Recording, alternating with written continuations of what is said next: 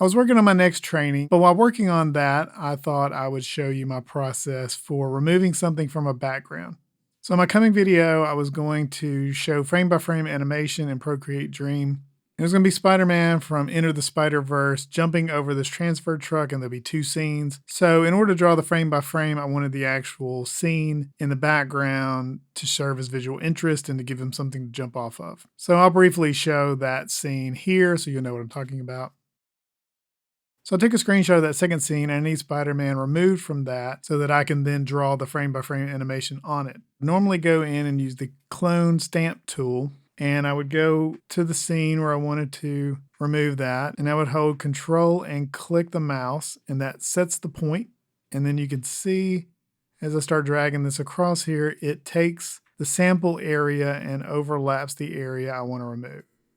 So that is one option, but it can be time consuming, and you can see once I'm done with it, I might have to tweak some things. And I thought, well, I don't need this to be exact, but that does a pretty good job. You might have to clean some of this up. But I thought Photoshop would have something easier than that. And it does, and it's called the Content Aware Fill. So let me undo this. And back to my original scene. So you have to go into Photoshop and actually select the object you want to remove. So I'm going to get my lasso tool, and I am using a Wacom tablet to draw around this, but you could easily do it with a mouse. So I'm just going to trace. And in experimenting with this, I found the closer you can get to your subject, the better. So, don't, do that, because that's going to complicate things. If you can just get as close to the subject as you can, and sometimes I do in areas because it's a little easier. So if you look up here at the top, you have subtract and plus and single. So if I use single, it removes what I had already done. So I'm going to select plus because I want to add to the existing one. And now I don't feel like I have to go in and do it all at once. I can just do it in pieces. Sometimes I'll just do the middle so I can quickly get that out of the way, and then I'll go along the edges a little more meticulously.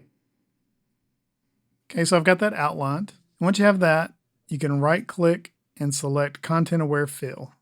Now you can hover your mouse over this vertical edge, and I can increase the size of this window. Then I'll hold Shift and pull my image over so I can see it. And you can see if I look at the preview window, it's already gone, and it's done a pretty good job without me touching any settings. But I will go over the settings just so you know what they are in case you need to get a better result. So if you click this drop down called Sampling Area Overlay, it'll give you the area that you're sampling.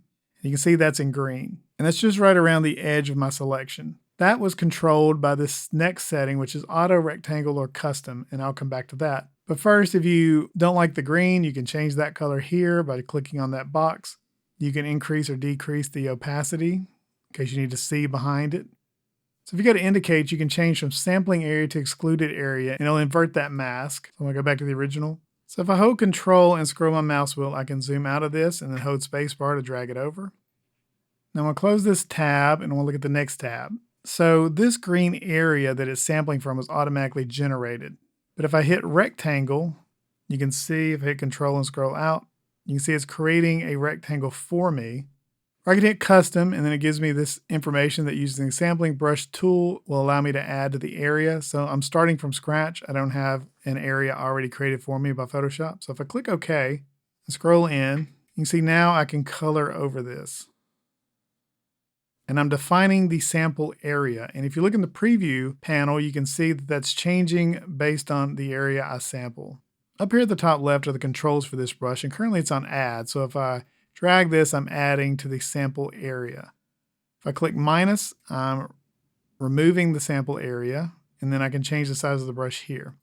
I'm going to go back to plus, and you can see there's a plus symbol in the middle of my brush. That means I'm adding to it. So instead of using these controls up here, I can just hold Control, and that'll give me a minus symbol as long as I'm holding Control.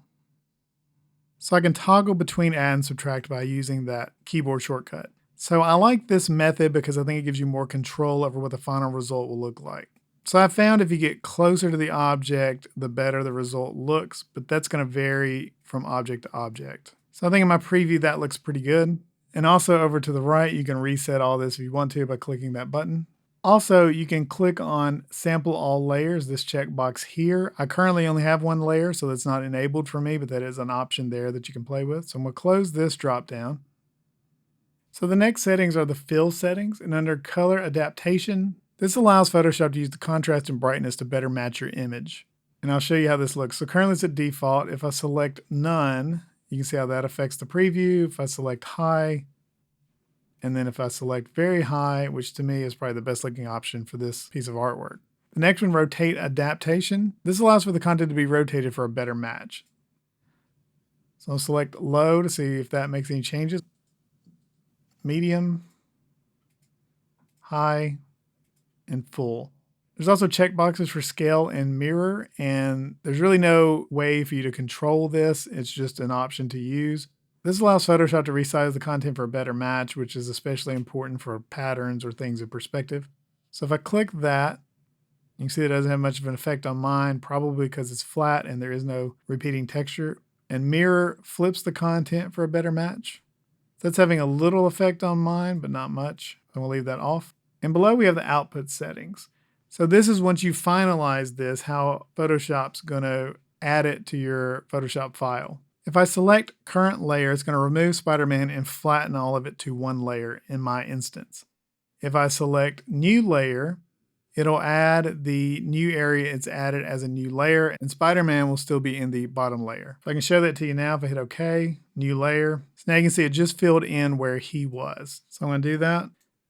If I go back to Content Aware Fill, and I go to Sampling Options, I'm gonna hit Auto. And the last option is Duplicate Layer. So this will keep your original layer with Spider-Man in it, and then it'll duplicate a layer with him not in it. So I'm gonna hit Apply. You can see what that looks like here. And then if I hit OK, it'll take me back to the main page. And you can see if I turn this off and I'll hit Control D to deselect, I now have two layers. I have my original and I have the new layer. And once you're done, if you still have some areas you'd like to address, you can select the Clone Brush tool and kind of clean that up. But for what I'm gonna be using it for, I think that looks good. So hope you found this video helpful. If so, please like and subscribe, and I'll see you in the next one. Thanks.